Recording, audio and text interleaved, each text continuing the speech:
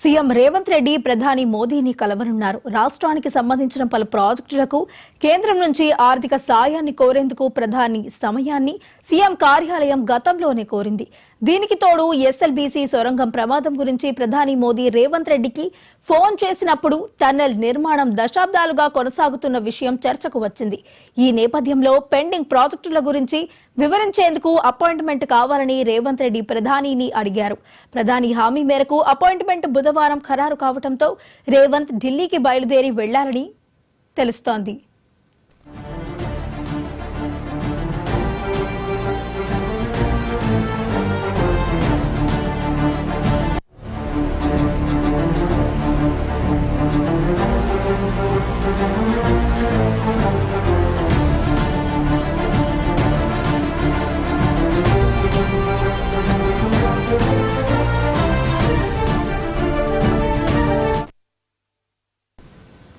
CM Revanth Reddy ప్రధాని మోదీని కలవనున్నట్టు తెలుస్తోంది. రాష్ట్రానికి సంబంధించిన పలు ప్రాజెక్టుల గురించి వారిద్దరూ చర్చించబోతున్నట్లు కూడా సమాచారం. మరి ఇదే అంశానికి సంబంధించి మరింత సమాచారాన్ని మా ఢిల్లీ బ్యూరో చీఫ్ శిరీష్ అందిస్తారు. శిరీష్, చెప్పండి.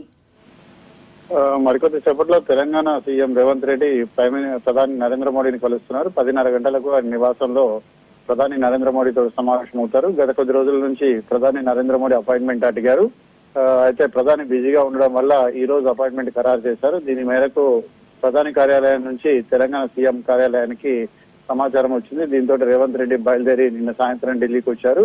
ముఖ్యంగా ప్రధానమంత్రితో జరిగే భేటీలో తెలంగాణకు సంబంధించి బడ్జెట్ లో ఇటీవల కేటాయింపులేంటి కూడా తక్కువగా చూపించారనేది ఒక వాదన అయితే, మరొక వాదన ఏంటంటే తెలంగాణలో బీసీ జనాభా కులగణన ఏదైతే జరిగిందో దానిపైన ప్రధానంగా రాష్ట్ర అసెంబ్లీ చేసే తీర్మానాన్ని కేంద్ర ప్రభుత్వం ఆమోదించాలి, రిజర్వేషన్లను కూడా సవరించాలని చెప్పేసి కూడా ఆయన కోరనున్నారు. ఇటు ఆర్ కృష్ణయ్యతో పాటు బీసీ సంఘం నేతలు చాలా మంది కూడా ఈ విషయాన్ని తెలంగాణ ప్రభుత్వంపై ఒత్తిడి తీసుకొస్తున్నారు. ఎందుకంటే ఇప్పుడున్న రిజర్వేషన్ల శాతాన్ని పెంచమని చెప్పేసి కూడా వాళ్ళు డిమాండ్ చేస్తున్న నేపథ్యంలో ఈ అంశాలన్నింటిపైన కూడా ప్రధాని నరేంద్ర మోడీతో డిస్కషన్ చేస్తారు. మరి ప్రధాని దీనిపైన ఏ విధంగా స్పందిస్తారనేది కూడా చూడాల్సి ఉంది.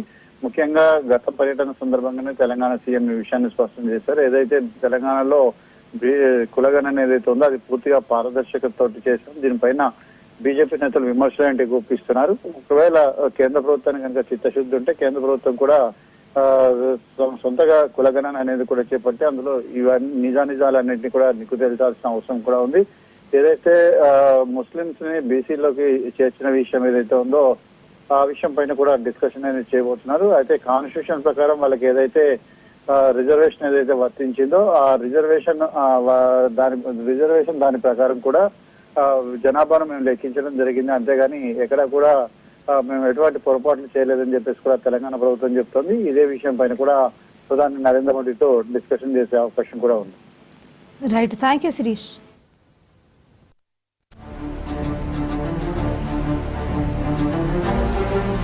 Thank you.